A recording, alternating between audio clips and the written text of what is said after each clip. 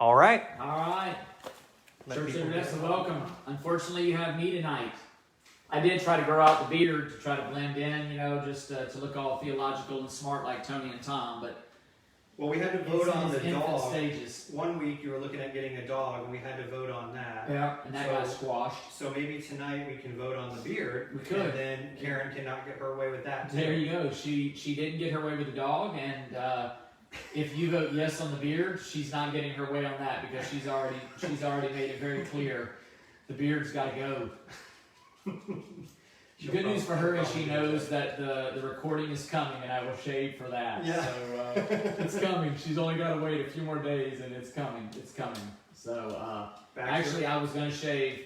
Was going to shave tonight, and realized I had no shaving cream. So there that goes. Raymond says he's already put his vote in that you should grow the beard. Of course, Raymond having the longest beard in the church. Beard. Yeah, I mean, says the man who has a great beard. When unbearded men tell you to keep growing. Yeah, my daughter today said it makes me look older. So I was like, that's not a vote of confidence. I think that's just her way of saying wiser. Wiser, maybe, yeah. So I think I've always heard people who are bald, they'll grow a goatee or a beard to get to the attention. That's right. Off of nothing here onto here. Mm-hmm. So subconsciously, I guess it makes you think you have hair. Well, you have the benefit of people saying you look good either way, where when I shave, people say, I'm so sorry. People tell me I have the face for radio, so technically we should be doing this. You keep saying that. No, I'm telling you, that's what they say. That's what people say. So we should be doing these things just via audio. That's why the thought when you and others talk about doing video of the sermon, it's probably good for Odessa and marketing Odessa that they not see me. Yeah. It's bad enough they have to hear me. You guys can't really see the stubble on the video as I look here. Just not HD enough with the live stream. Oh, good. So good. But Cindy says she's pro-beard. Pro-beard. But, whatever. Yeah.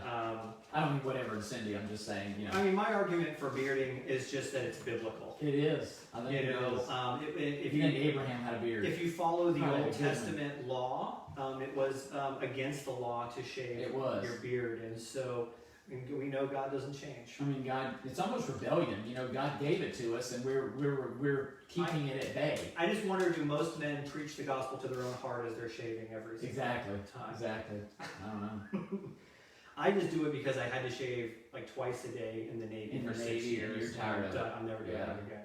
Plus, the good news is I do like during this time is I can let it grow out, and when you do shave, it's so smooth. That is so smooth. Yeah. Anyway. Enough about beards. Yeah. So get your questions in, or we'll talk about beards. And especially if he does grow it in, we'll have to talk about beard oil. Exactly. And beard balms and all that. We'll never get anywhere. Exactly. The right cutters and all that. All right. So first question is already here. Good. Thankfully. Is it Barbara? Not yet. Not yet. Okay. It's Raymond. Raymond. He says, in seriousness. Any update on the prospective worship leader who we can now name? His name is Ben. His name's Ben. We have made an offer, and we are waiting. Ben, if you're watching, come on. No, sure. We're waiting on him to respond, and he actually, contacted us today and had a question, Tom. So we're waiting. We are waiting, and the joy of waiting. It's like the devotions that I wrote a few weeks ago. God is teaching me. Go back to those devotions. Wait. But we'll know this week. Yes, I would imagine. Yes, one way or the other, we'll know this week. We are prayerful prayerful that He will accept. So yes, we are waiting. The joy of waiting.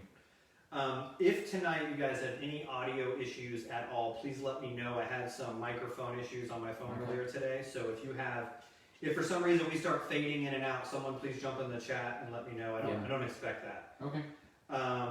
So keep praying. Pray for him. Pray for us. Yes, we get to wait. With that in mind, I actually did not put my phone on airplane mode. Oh yeah. So I'll let you update everyone while I do that. Update on. I'm rusty after doing this with Tony last week. Exactly.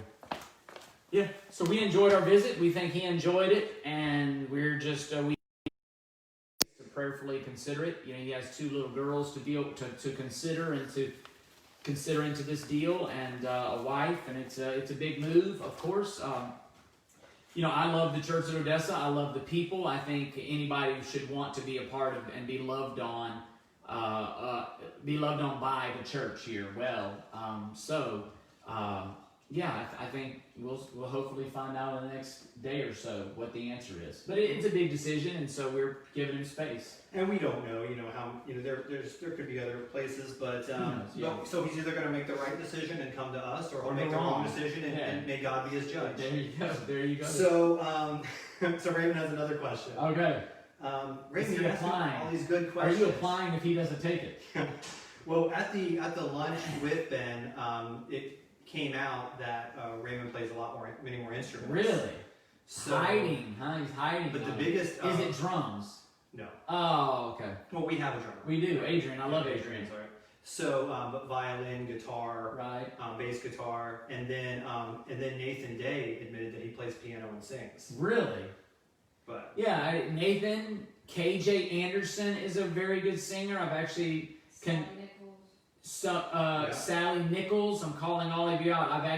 My son has said if Ben takes the job that he would agree to get on the praise team as well. So yes, we're putting the heat on you. We can have a men's barbershop quartet here before it's over with. Come on, that'd be awesome. Yeah. So come on, yeah. 1 Peter 4:10. Use whatever gifts you have received to serve the Lord faithfully, administering God's grace in its various forms. Right. So you go ahead and hoard God's gift, use it for yourself, right, unbiblical way, or you can serve on the praise team. That's pretty much it. It's not hard. My spiritual gift is, and always has been, rebuking. Absolutely. I can make other people feel... Yeah. With that, let's go to our next question. Let's go to the next question. Are they rebuking us? They're rebuking us. Raymond asked, any plans on reopening services in the main church?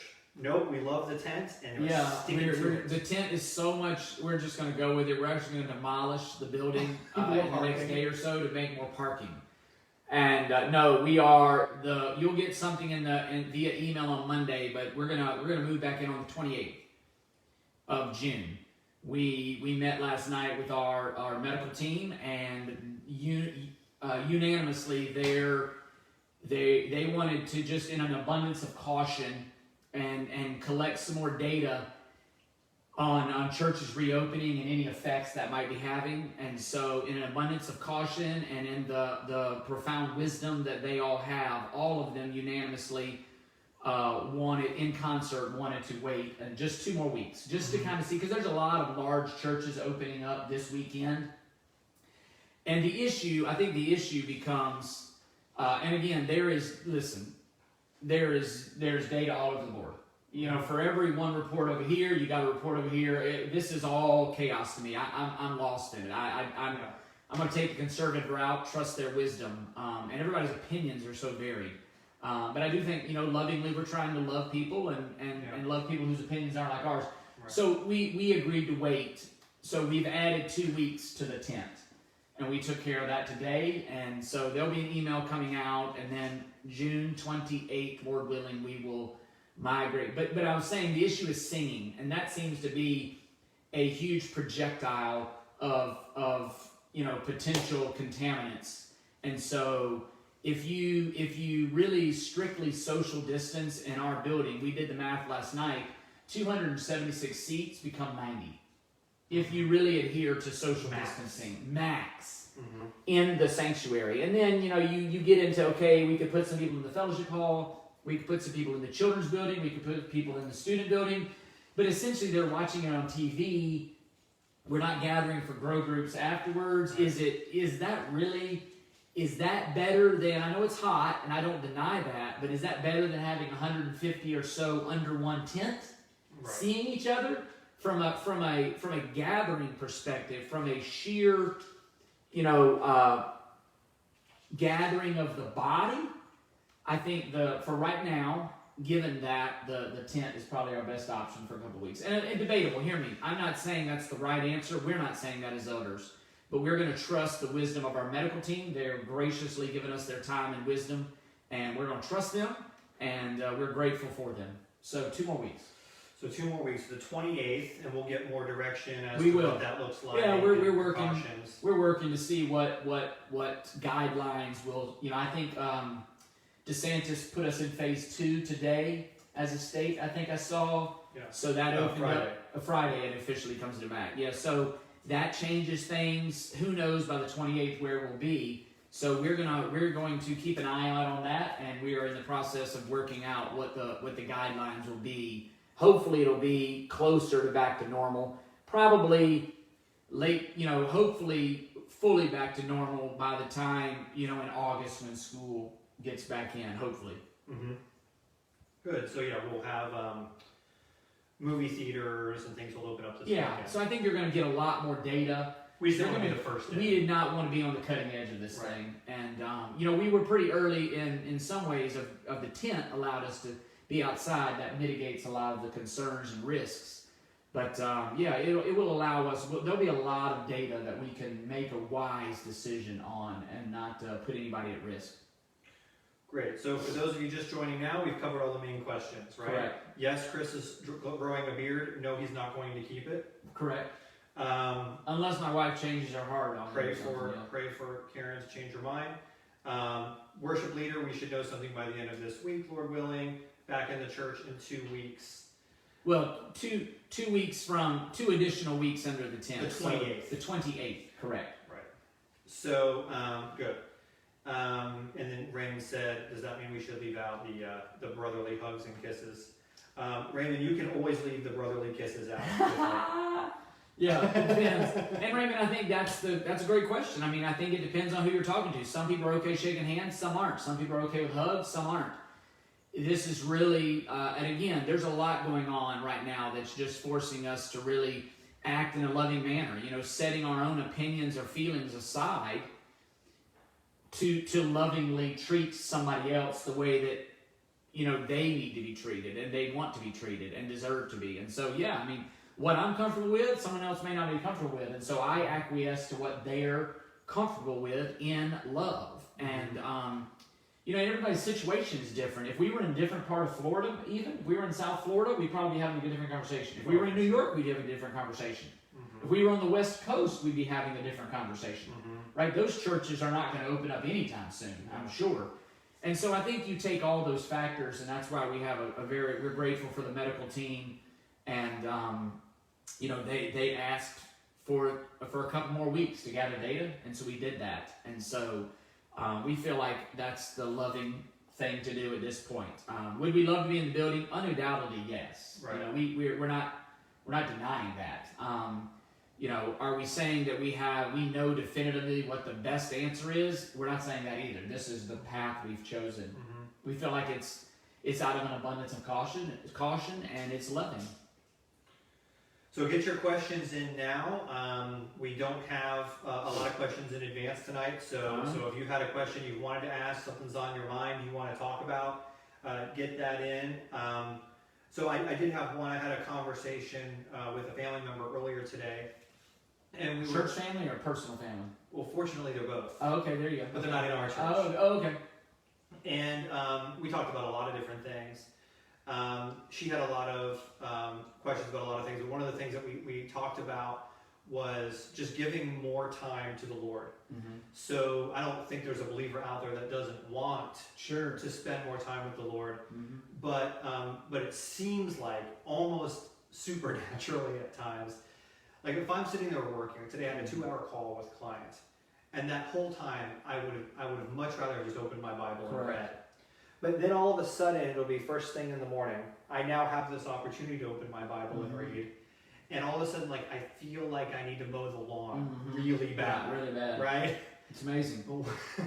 How would you go about counseling someone to really fight that, to walk by the Spirit and not gratify the things of the flesh? When it comes to temptation with spending time, intercessory prayer is another area that I get hit. Right. I can talk a big game about prayer and really mean it. And do it. And then all of a sudden it's a Friday night, you've got an hour, you're like, do I go into the prayer closet now or do I go put on Netflix? Right. So in that moment where the opportunity all of a sudden is there, it's battle the most. How do you battle that? Well, I mean, I think 1 Timothy 4 speaks to it. It does in many ways boil down to discipline. It's not about feelings. It's discipline. He says in 1 Timothy 4:6 there, discipline yourself for the purpose of godliness. For worldly discipline is only for a short time, but godliness is good for all time.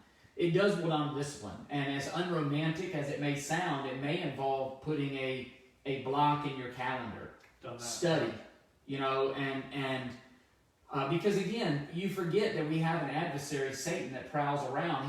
He can fill your even when you do go in your prayer closet, your mind battles to be focused sometimes on what you're praying about. My point is, it's discipline, it's practice, and again, not to discount.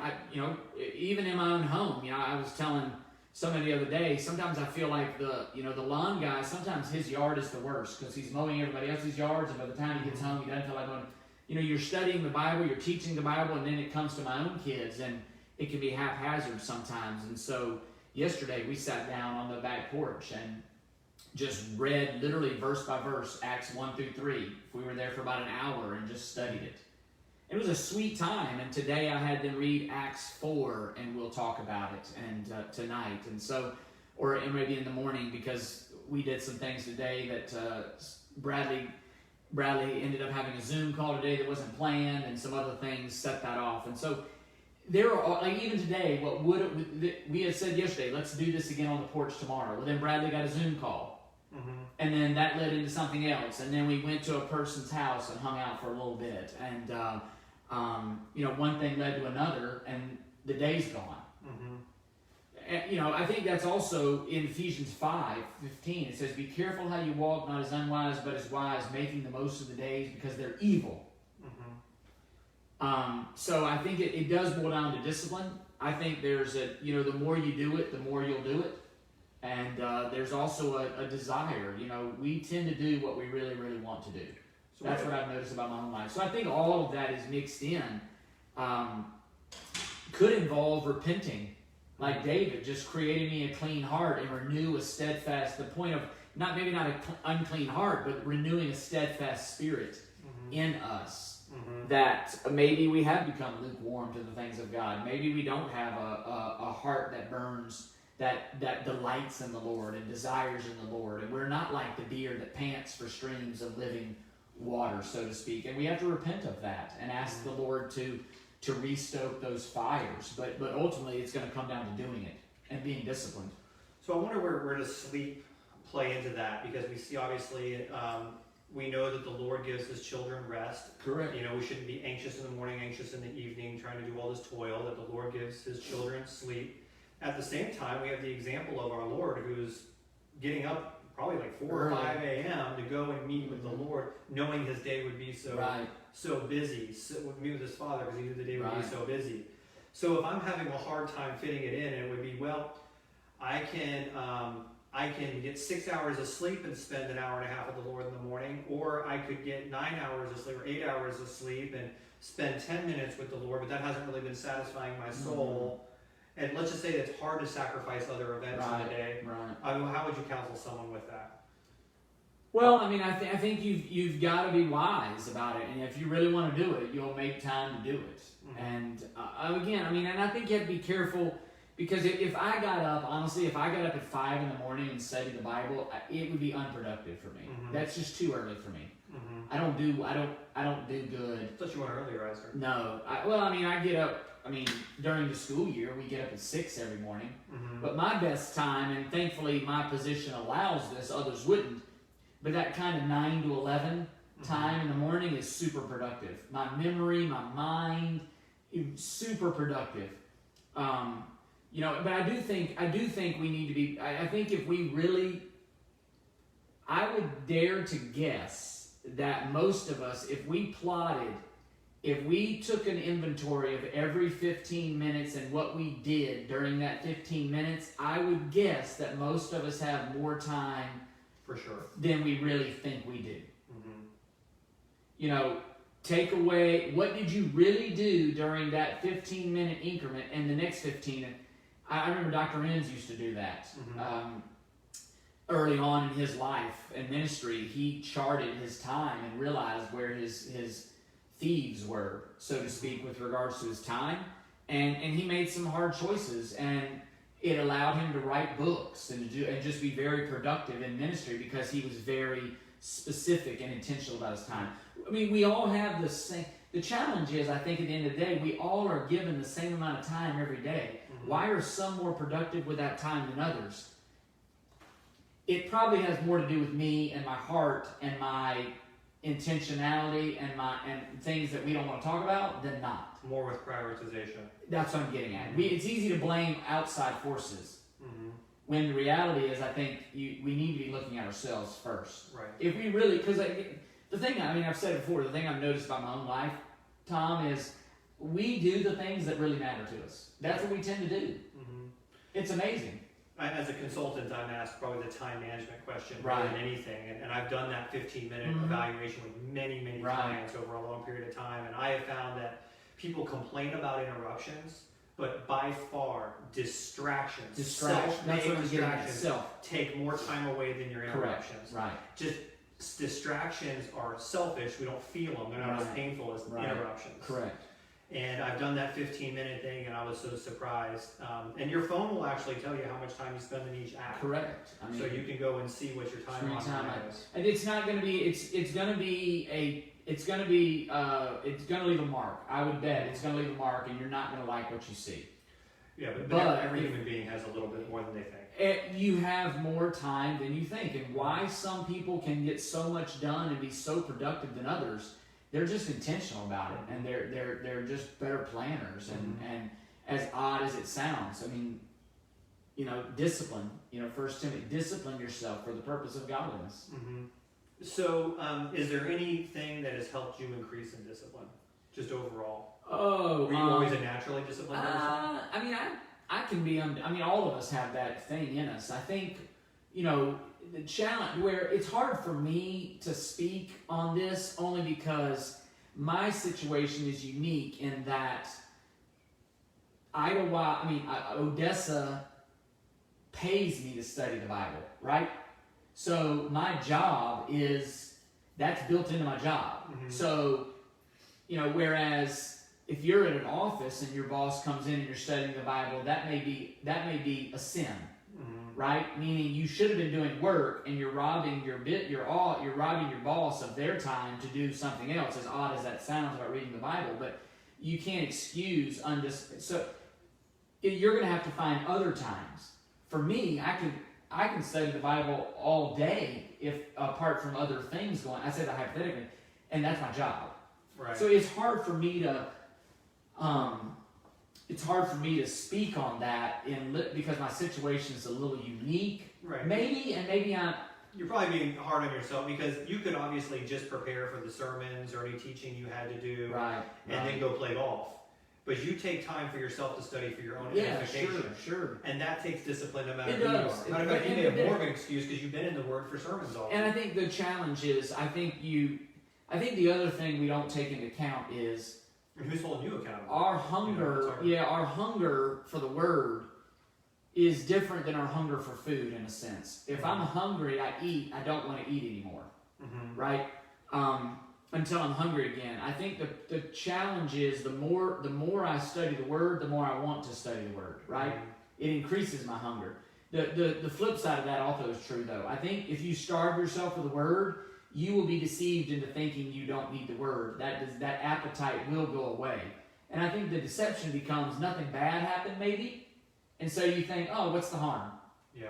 Or we fall into the trap of, someone else does all the hard work, sends you a 4-minute devotion, you read it, you close it, and you move on about your day, and 2 hours later, you don't even remember what you said. Yeah. Or what you read, rather, forgive me. So, I think it boils down to discipline. Do you want to know? I tend to believe you know as much of the Word as you want to know. You're as close to God as you want to be, in a sense, right? Yeah. I mean, Well, the problem is if we draw near to if Him, you we're draw drawing near, to that's my Him. point. If you pursue Him, He will let Himself be found. Right.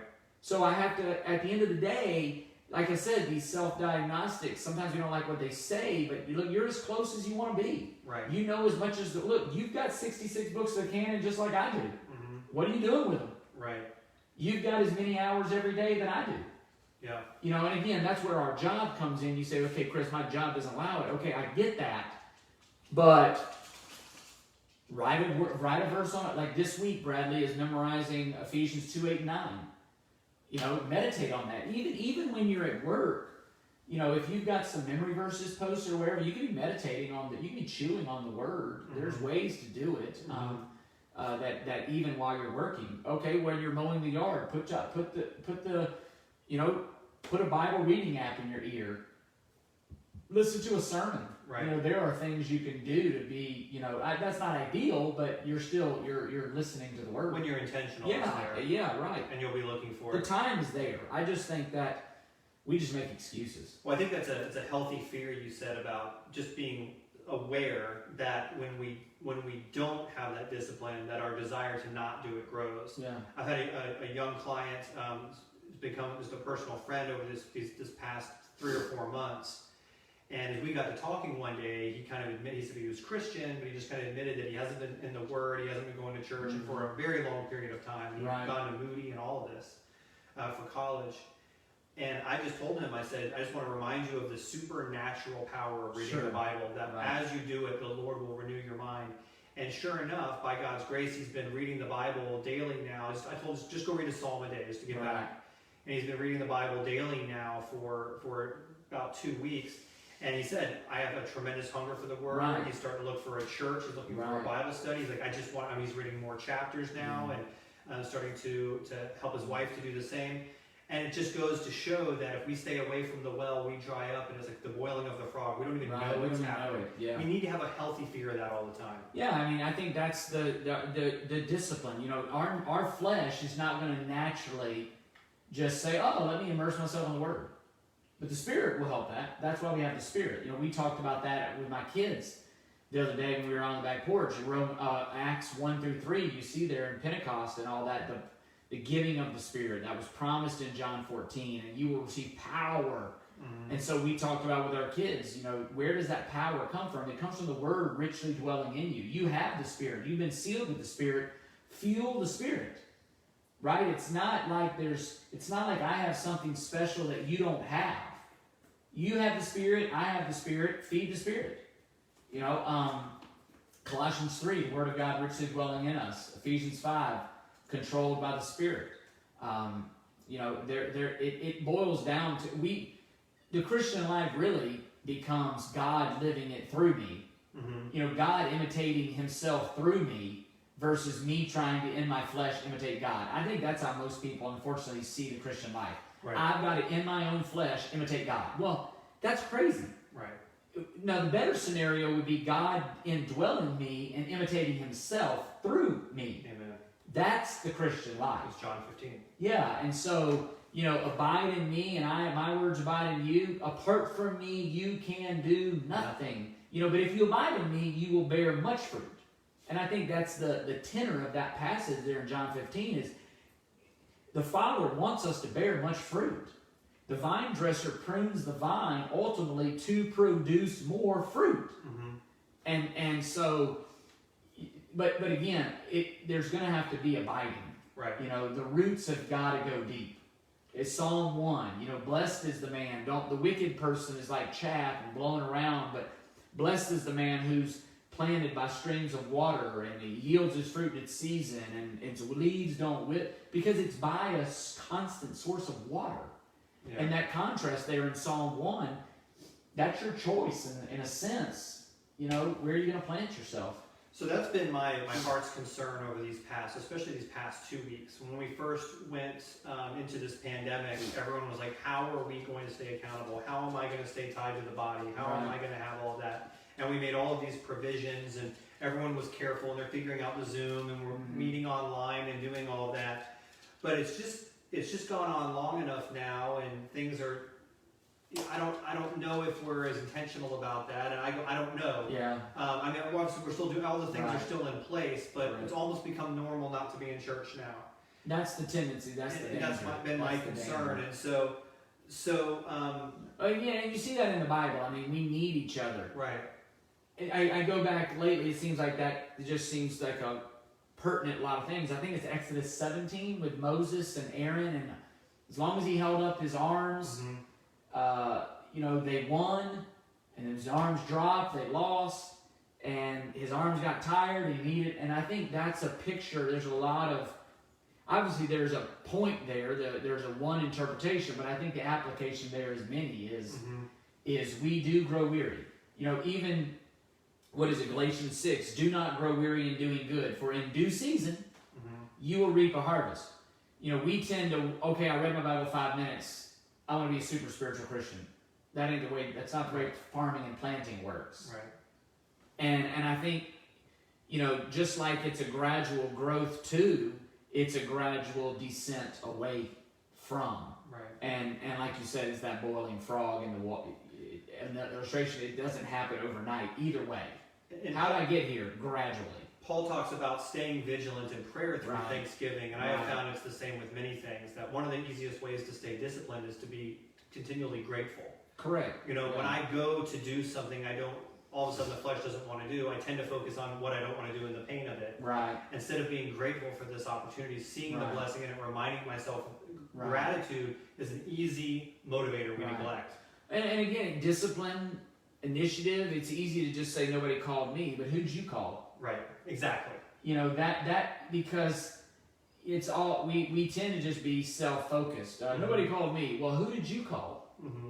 Right? And if you're calling people, you tend to not think about nobody called me. Mm-hmm.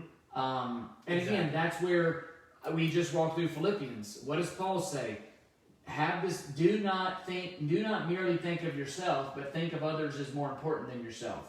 Have this attitude which is in Christ, that that's self-denial. It's not about what I'm owed. It's what can I give. That's the better attitude, the more Christ-like attitude. Instead of focus on self, focus on others. So you may get to your milkshake early tonight. Why? Because we're 30 minutes in, and we don't have... No questions. We've had a couple early on we've answered. And just not as many folks on tonight as usual. I don't know, maybe they're tired of social media. Well, Corey and I, we were talking about last night as elders. I think, even talking about what do we continue even with these Wednesday nights. It's summer, officially summer. Kids are out of school, even talking about what that means for our student ministry. They're probably not going to be as giddy and disciplined to want to do the Zooms on Thursdays. And it's summer. And I think people have settled into a new, good or bad, new norm a little bit. And, people are, and I think in some ways, life in some ways is ramping back up. Maybe some activities, we're going out of the house more, and so people aren't just stuck at their computer. I've noticed just driving around, traffic is back. There's a lot of people in stores now. So I think it's a lot of things. So, that's, maybe we've answered all their questions and they're just full. Well, Raymond graciously threw one out there. We'll get to that in just a second. On that note, while we don't have as many folks on tonight, maybe I won't get in as much trouble for asking this next question. So personally, I can only speak for me here. Personally, it's something that's always bothered me.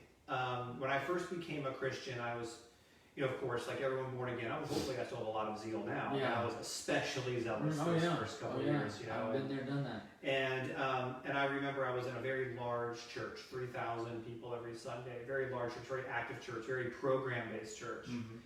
And I didn't get saved in that church, but it was the church I quickly joined after getting saved. Long story short, I'm at every event they had at that time. You know what I mean? Even the events no one wanted to go to. I went to. I was in the prayer meetings. That's what every good Christian does. I was on fire. Right. You know what I mean? I volunteered for everything, not just everything. Right. Everything.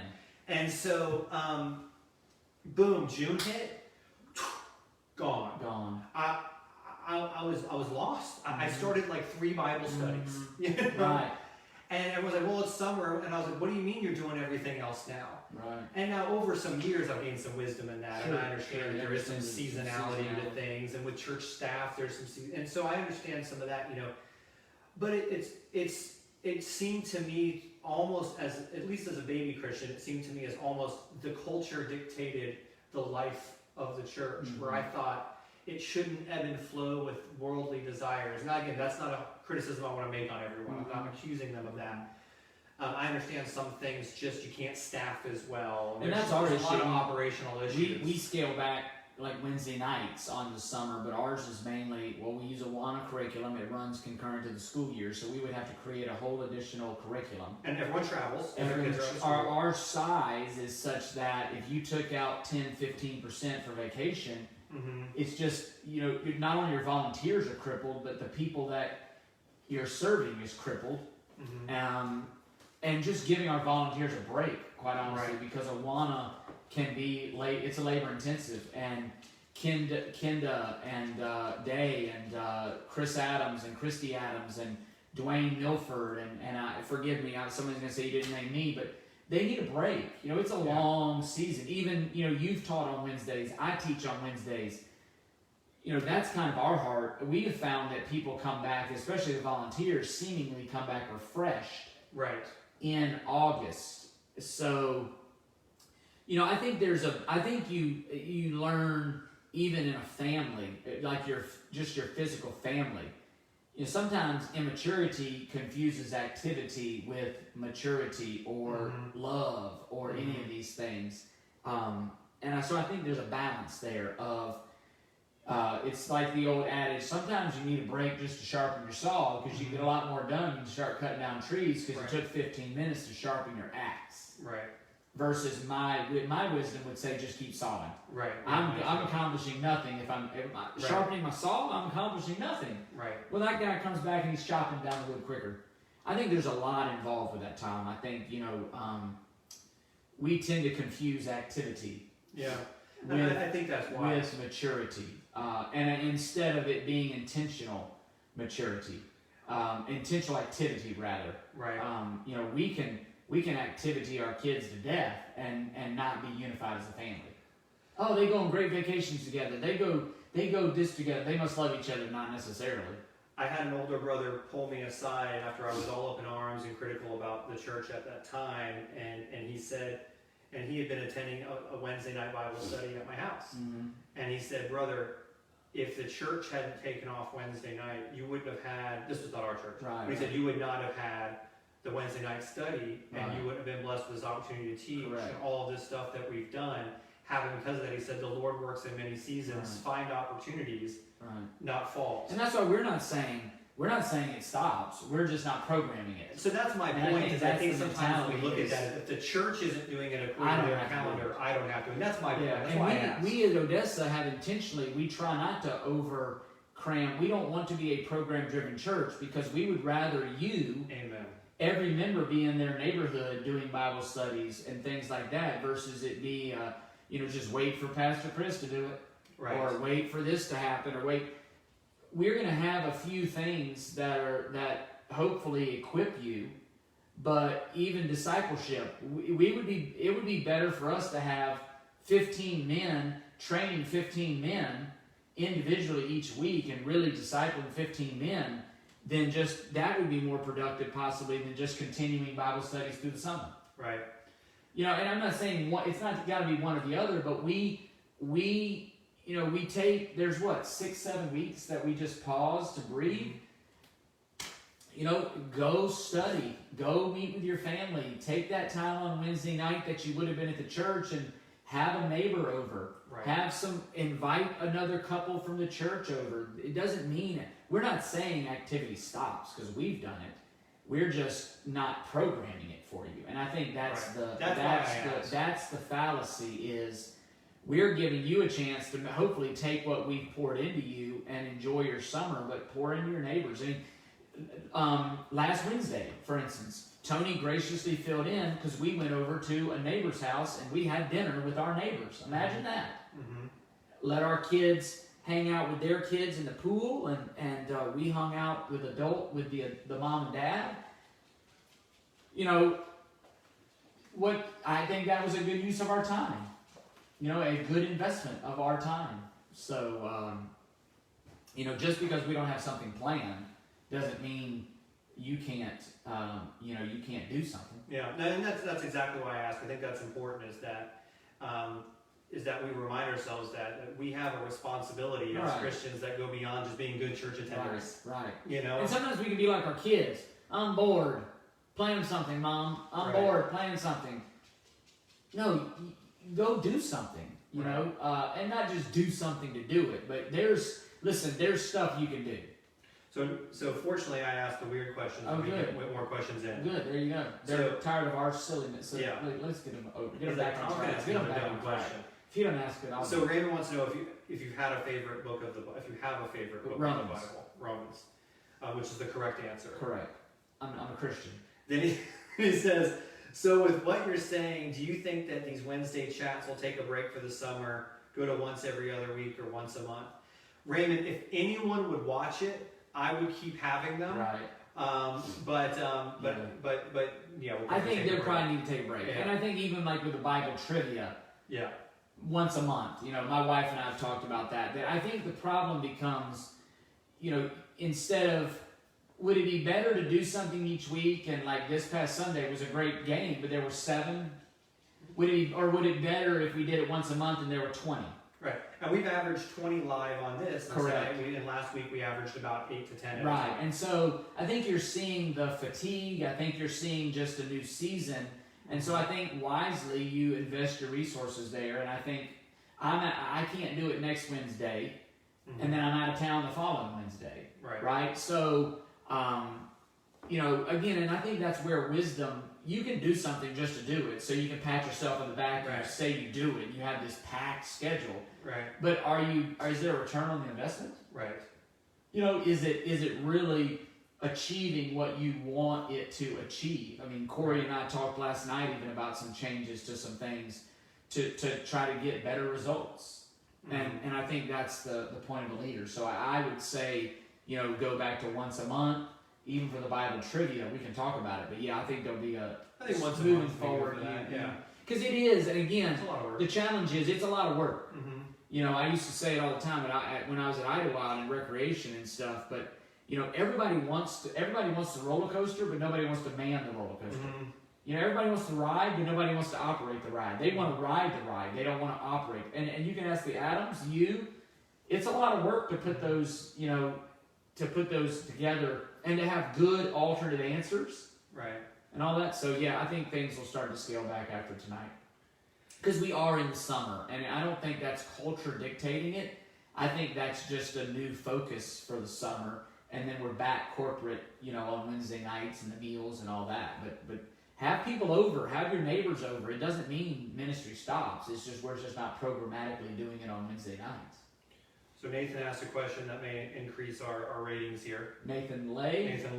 So he said, I heard the way to resist sexual sins is through meditation, but the person I've heard say this was speaking of a secular meditation. How does one apply this principle as a Christian? So I guess we've got a 2-part question there. One being, how do I resist sexual sins? And 2, the role of meditation in resisting sin. Again, I would go primarily, before all that, I would go to Galatians 5, walk by the Spirit and you will not gratify the desires of the flesh. 1 Corinthians talks about that. Romans 8. Yeah, Romans 8 talks about it as well. You will put to death the deeds of the flesh through the power of the Spirit. Yep. Nathan, I think we have to be very careful in Christian. I've been studying for this Sunday's sermon, and this has come up. Vodi Bakum said it well, and I want to give him credit. Infinitely wise individual. We can subtly, as Christians, and this was his words, we can create an entirely new canon for living the Christian life.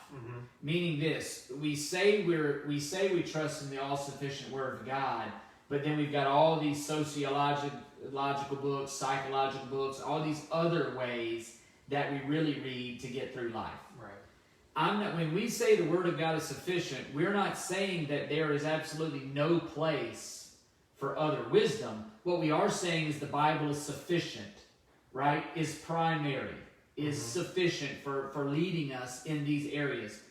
I would be super cautious, Nathan, of going to something out, a secular form of meditation versus, I would say the best way to put to death the deeds of the flesh is walk by the Spirit, be meditating on the Word. Colossians 3, let the Word of Christ richly dwell within your hearts.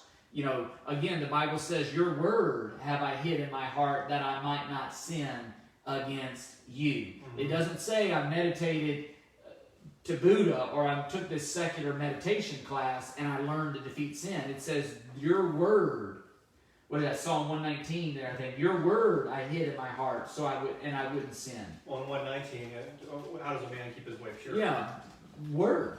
And that, right there, and even it's all there. It's always about the Word. Psalm 19, I think there, verses 7 through about 14. I think it's talking about the sufficiency of the Word.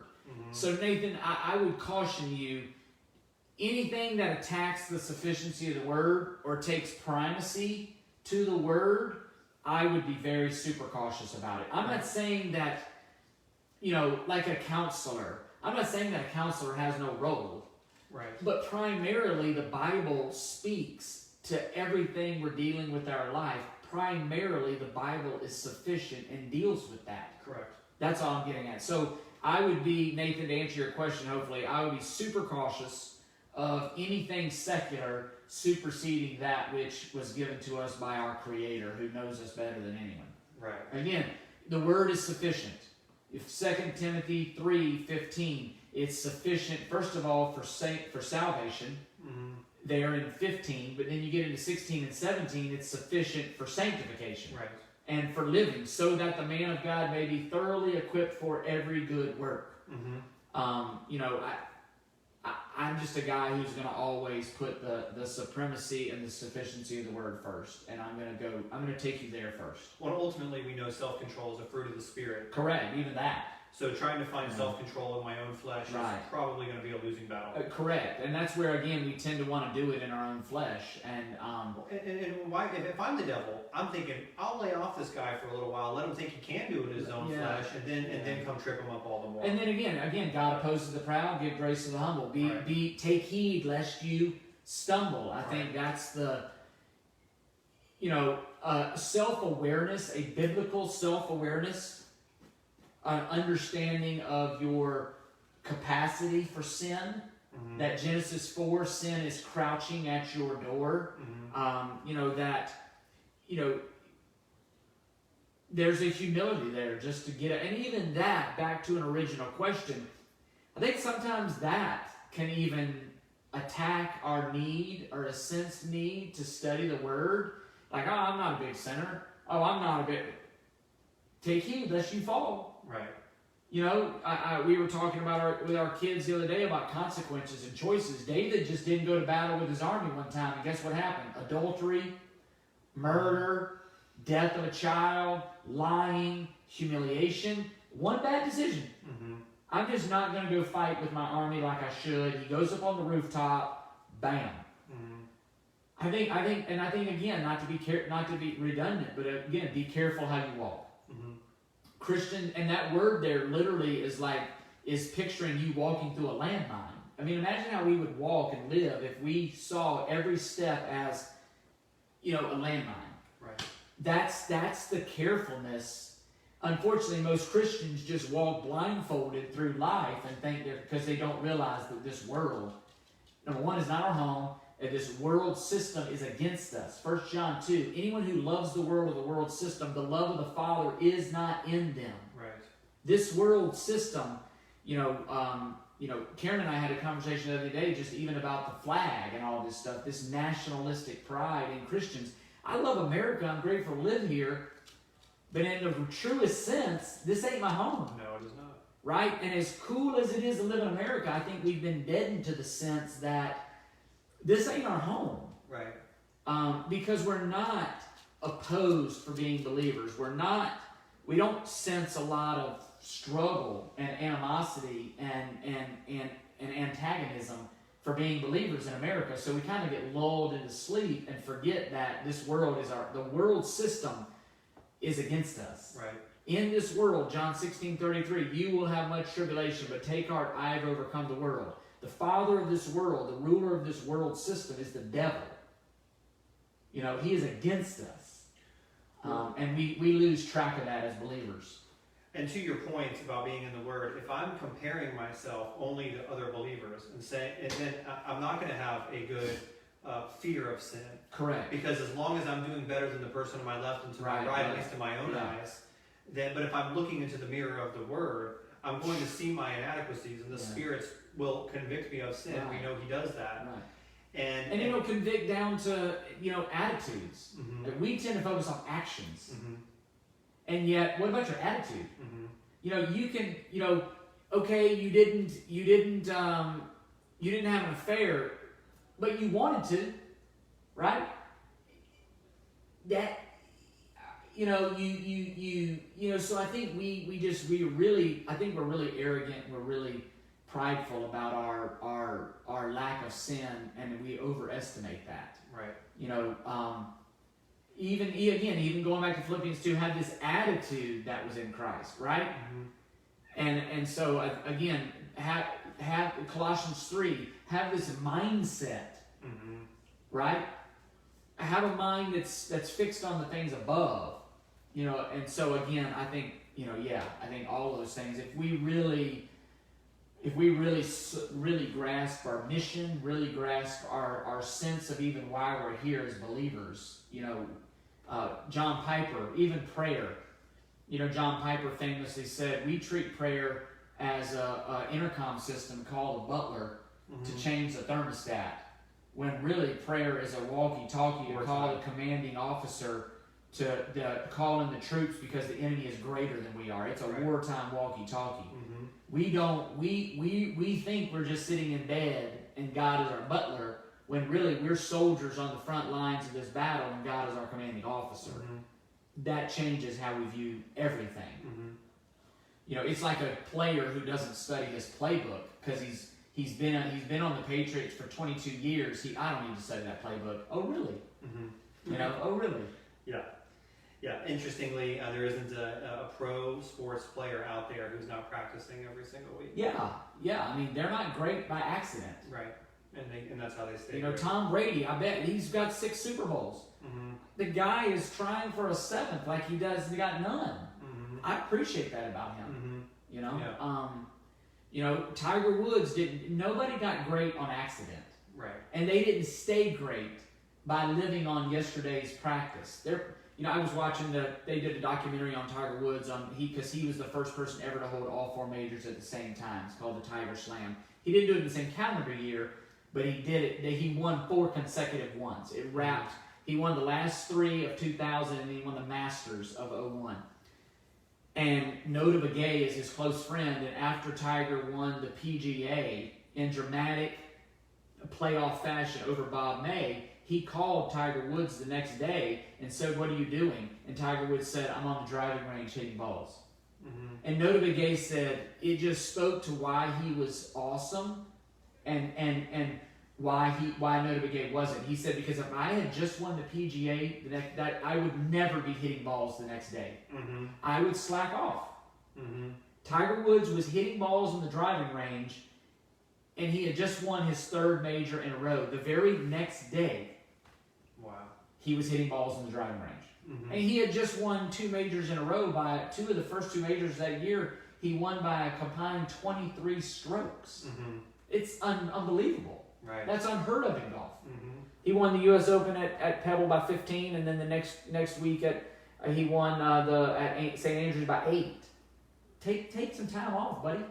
And he didn't. And I think that mentality, we have that mentality when it comes to sports. I feel like we fail to have that mentality when it comes to the Word. Getting up every day wanting to be excellent. Right. Excellent. Tony and I were just talking about this yesterday. I said, it's easy to say you get to a point of you reading the Bible and it just starts to become familiar. Not that you feel like you've mastered it. Right. But, I remember when I was first a Christian, I remember just the first 2 years, I felt like every time I opened my Bible, I learned something. And it's not that hasn't continued, it's just, I guess, a little different.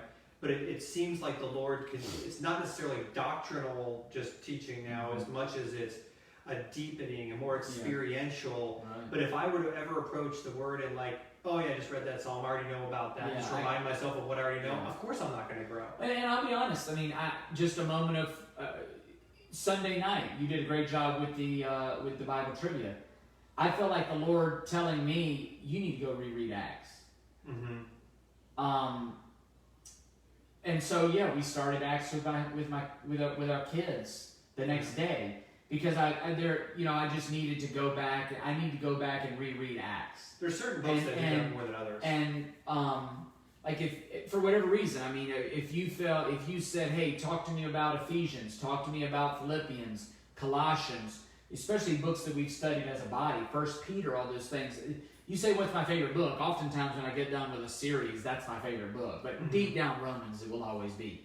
But I think that's the problem we all face as well, is our forgetfulness. Yeah. We tend to forget. Yeah. And so I felt convicted that the Lord was saying, Chris, you need to go, because again, Acts, even in my own mind, my attitude toward, I have to be careful, and I confess, my attitude toward Acts was a little different, because Acts is,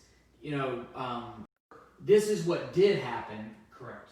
Versus this is what you need to do. Right. And Romans, and other books are just different. Acts is a unique book. It's chronicling the first 30 years or so of the church's development. And, that transition from being primarily Jewish to now Gentiles are coming into this thing. And it gives you this 30-year view that wasn't always a pretty transition. Mm-hmm.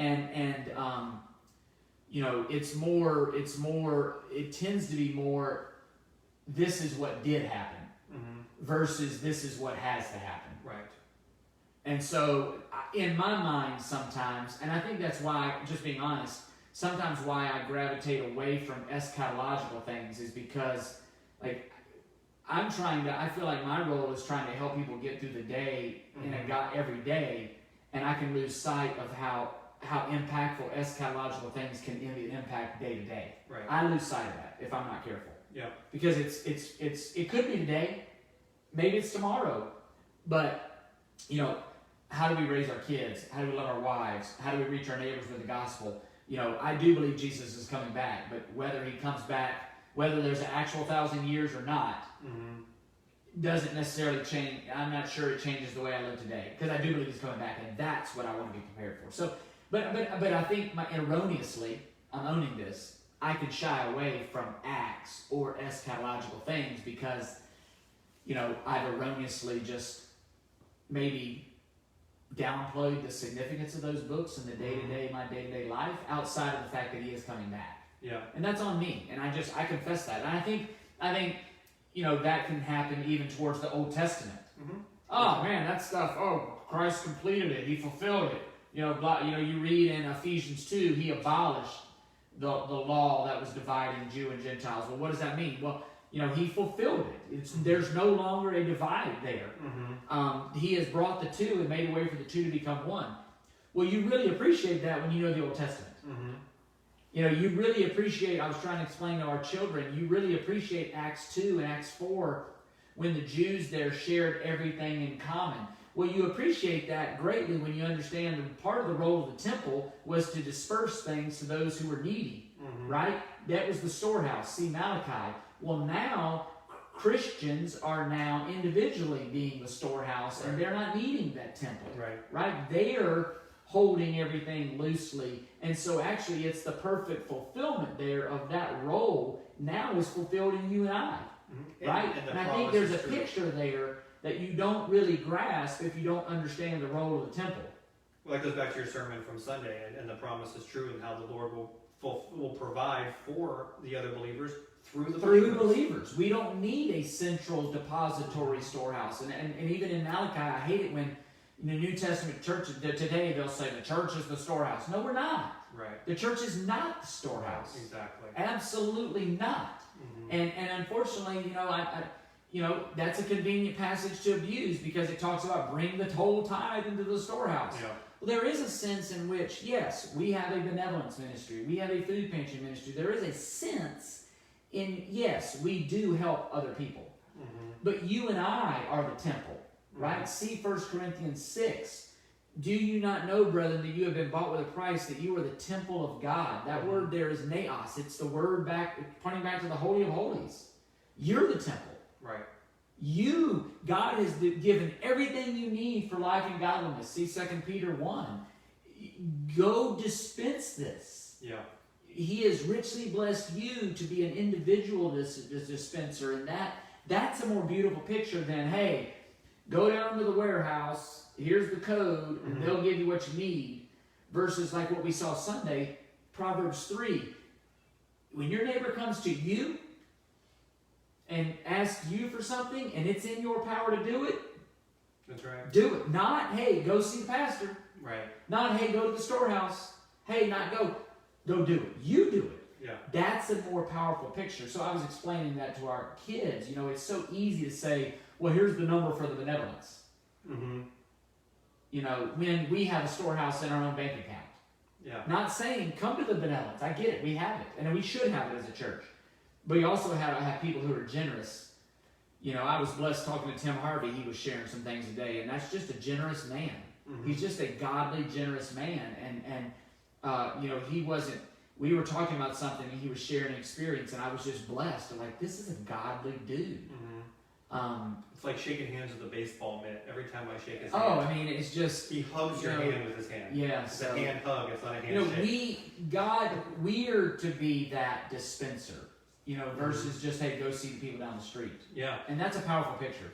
It is, and yeah, exactly. And I think what you touched on this past Sunday, some people may have found it convicting, but I hope a lot of people found it to be encouraging. Yeah. That as we're challenged with that, that's actually a blessing. Correct. It's given to us. We always see that as a challenge, and we're trying to make sure we're going to be okay. But challenge or not, it's the blessing of this will now be added to your account. I hope, yeah.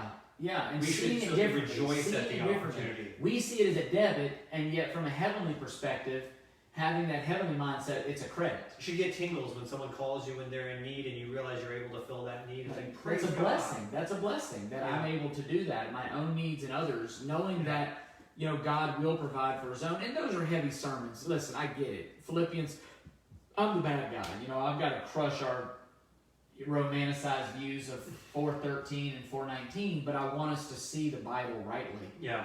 And again, have a Godward mindset even toward our riches, and even toward what are truly debits and credits. Right. Because it is a joy. You know, I'm able to meet your need. That joins us. Right. It makes us tighter versus just go see the person down the street. Yep, absolutely. And it's a way that unifies the church. Cindy and I were just having this conversation a couple weeks ago. We were talking about how friendships form. Right. And I said, whether people are aware of this or not, one of the ways friendships form is not just in what commonality, what you have in common. That might be an icebreaker to friendship. Right. But friendship really forms when you start helping people. The people that have helped you, the people you've helped, we tend to be closer to. Isn't it interesting that God created a church built upon aiding and encouraging one another? Right. The exact thing that ties us. Correct.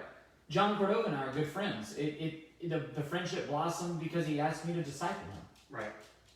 You know, that's how it blossomed. Mm-hmm. And again, there was a need there. I met the need by the grace of God. And you know, it's Timothy 2:2.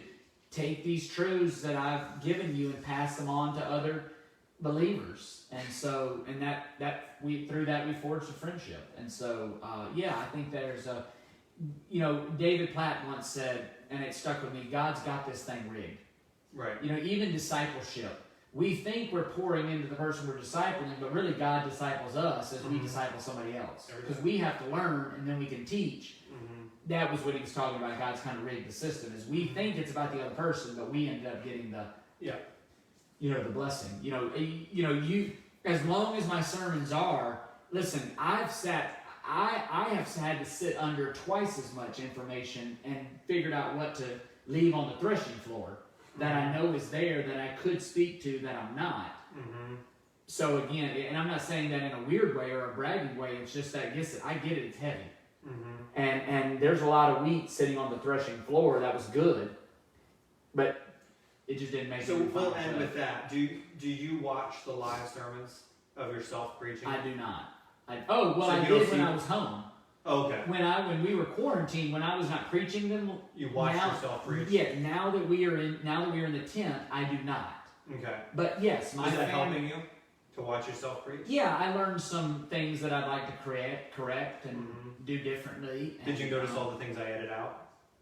No, I didn't. Yeah. You know, it was funny because I would fill in the fill-ins ahead of time.